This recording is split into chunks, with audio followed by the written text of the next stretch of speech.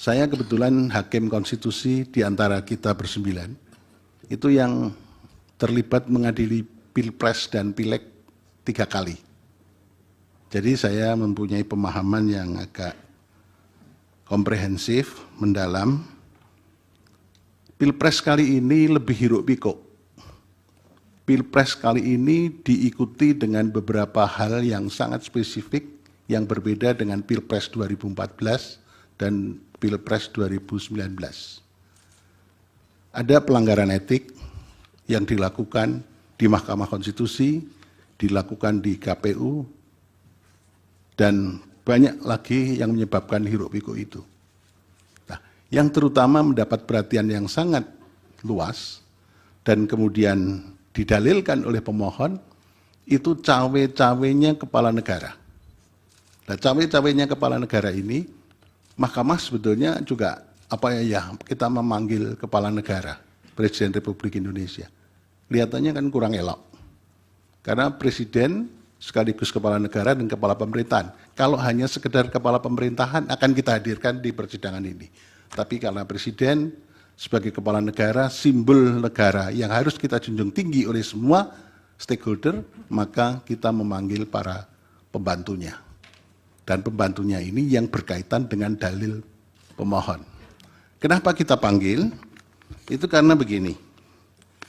Dalil pemohon mengatakan keberpihakan lembaga kepresidenan dan dukungan Presiden Joko Widodo dalam Pilpres. Nah, itu kemudian memunculkan beberapa hal. Satu, cawe-cawe yang sudah saya sebutkan tadi. Kemudian keterlibatan ASN, TNI, Polri yang tidak netral. Ada sangkaan, dugaan PJ Gubernur, Bupati, Wali Kota yang PJ itu juga ikut bermain di situ. Ini sangkaan atau dugaan yang perlu dibuktikan di persidangan ini. Kemudian ada peran serta lurah kepala desa juga yang ikut cawe-cawe, ikut menggalang massa, dan kemudian bansos yang dianggap mempunyai korelasi dengan elektoral. Tapi ternyata dari berbagai diskusi, bansos itu elektoral lebih berkaitan, dalam persidangan ini muncul, lebih berkaitan dengan elektoral pada Pileg legislatif. Nah, ini mungkin Pak Erlangga nanti bisa Jadi yang partai yang naik pesat suaranya adalah Golkar. Nah, ini yang mungkin nanti bisa direspon, ya. Dari situ kita begini. Yang pertama perlu saya sampaikan, kita itu untuk menjadi pelajaran kita bersama, saya tidak menggurui Bapak Menko, Ibu Menteri Keuangan, dan semua pihak, saya tidak punya pretensi menggurui. Saya akan mengatakan begini, teori yang saya kembangkan, negara Indonesia itu adalah negara yang religious welfare state. Sementara orang Indonesia baru mengatakan Indonesia negara welfare state. Tapi kalau saya mengatakan Indonesia adalah negara religious welfare state. Artinya kesejahteraan tidak hanya yang lahir maupun yang lahir, tapi mau batin juga.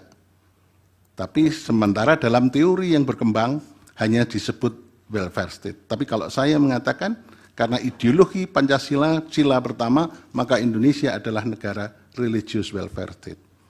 Kemudian kita harus membangun peradaban, hukum yang negara hukum yang demokratis dan berketuhanan.